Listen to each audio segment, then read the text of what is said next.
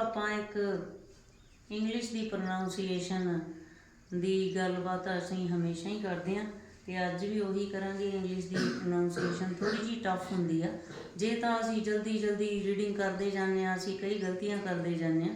ਆਪਾਂ ਸੀਰੀਅਸਲੀ ਛੋਟੀਆਂ ਮੋਟੀਆਂ ਗਲਤੀਆਂ ਨੂੰ ਪਕੜਨਾ, ਜੇ ਉਹ ਪਕੜਾਂਗੇ ਤਾਂ ਆਪਾਂ ਤਾਂ ਹੀ ਵਧੀਆ ਆਪਾਂ ਰੀਡਿੰਗ ਕਰ ਸਕਾਂਗੇ, ਹੈ ਨਾ। ਇਹਦੇ ਵਿੱਚ ਆਪਾਂ ਪਹਿਲਾਂ ਵੀ ਆਪਾਂ ਕਰਦੇ ਆਏ ਹਾਂ ਇੰਗਲਿਸ਼ ਦੇ ਕੁਛ ਡਾਊਟ ਕਲੀਅਰ, ਤੇ ਹੁਣ ਵੀ ਆਪਾਂ ਇੱਕ ਡਾਊਟ ਕਲੀਅਰ ਕਰਾਂਗੇ ਵੀ ਤੇ ਡਬਲਿਊ ਵਾਲਾ। ਇਹਦੀ ਸਾਊਂਡ ਆ ਜਿਹੜੀ ਉਹ ਕਿਸ ਟਾਈਪ ਦੀ ਹੁੰਦੀ ਆ, ਇਹਨੂੰ ਅਸੀਂ ਕਿਸ ਤਰ੍ਹਾਂ ਪ੍ਰੋਨਾਂਸੀਏਟ ਕਰਨਾ ਉਹ ਆਪਾਂ ਦੇਖਦੇ ਹਾਂ ਅੱਜ। ਵੀ ਦੀ ਸਾਊਂਡ ਉਦੋਂ ਹੁੰਦੀ ਆ ਜਦੋਂ ਆਪਾਂ ਦੇਖਦੇ ਹਾਂ ਕਿ ਉੱਪਰਲੇ ਦੰਦਾਂ ਨੂੰ ਜਦੋਂ ਨਿਚਲੇ ਵਾਲੇ ਲਿਪਸ ਦੇ ਨਾਲ ਆਪਾਂ ਟੱਚ ਕਰਦੇ ਹਾਂ ਤਾਂ ਵੀ ਦੀ ਆਵਾਜ਼ ਆਉਂਦੀ, ਵੀ। ਠੀਕ ਹੈ। ਜਦੋਂ ਆਪਾਂ ਆਪਣੇ ਲਿਪਸ ਦੀ ਸ਼ੇਪ ਨੂੰ ਰਾਊਂਡ ਸ਼ੇਪ ਦੇ ਦਿੰਦੇ ਹਾਂ ਤਾਂ ਉਹ ਡਬਲਿਊ ਦੀ ਸਾਊਂਡ ਦਿੰਦਾ। ਤਾਂ ਜਦੋਂ ਅਸੀਂ ਡਬਲਿਊ ਦੀ ਸਾਊਂਡ ਕੱਢਣੀ ਹੈ ਰੀਡਿੰਗ ਕਰਦੇ ਕਰਦੇ ਤਾਂ ਆਪਾਂ ਲਿਪਸ ਦੀ ਸ਼ੇਪ ਆ ਜਿਹੜੀ ਉਹ ਦੀ ਆਵਾਜ਼ ਵਾਲੀ ਦੇਣੀ ਹੈ। ਠੀਕ ਹੈ। ਲਿਪਸ ਆ ਜਿਹੜੀ ਉਹ ਗੋਲਾਈ ਦੀ ਸ਼ੇਪ ਦੇ ਵਿੱਚ ਆ ਜਾਂਦੀ ਆ। ਤਾਂ ਹੁਣ ਆਪਾਂ ਇਸੇ ਦੀ ਪ੍ਰੈਕਟਿਸ ਅੱਜ ਕਰਾਂਗੇ। ਅਮਨਦੀਪ ਤੋਂ ਕਰਵਾਉਂਦੇ ਹਾਂ ਆਪਾਂ ਪ੍ਰੈਕਟਿਸ। ਬੇਟੇ ਬੋਲੋ ਵੈਸਟ। ਓ ਵੈਸਟ ਨਹੀਂ, ਵੈਸਟ।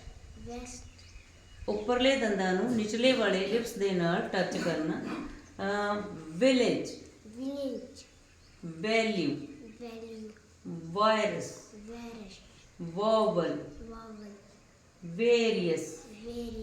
ਹਾਂ, ਉੱਪਰਲੇ ਦੰਦਾਂ ਨੂੰ ਆਪਾਂ ਨਿਚਲੇ ਵਾਲੇ ਲਿਪਸ ਨਾਲ ਟੱਚ ਕੀਤਾ ਤਾਂ ਵੀ ਦੀ ਸਾਊਂਡ ਆ ਗਈ। ਠੀਕ ਹੈ। ਚਲੋ ਰੂਬਲ, ਆਪਾਂ ਹੁਣ ਡਬਲਿਊ ਦੀ ਸਾਊਂਡ ਕਰਦੇ ਹਾਂ।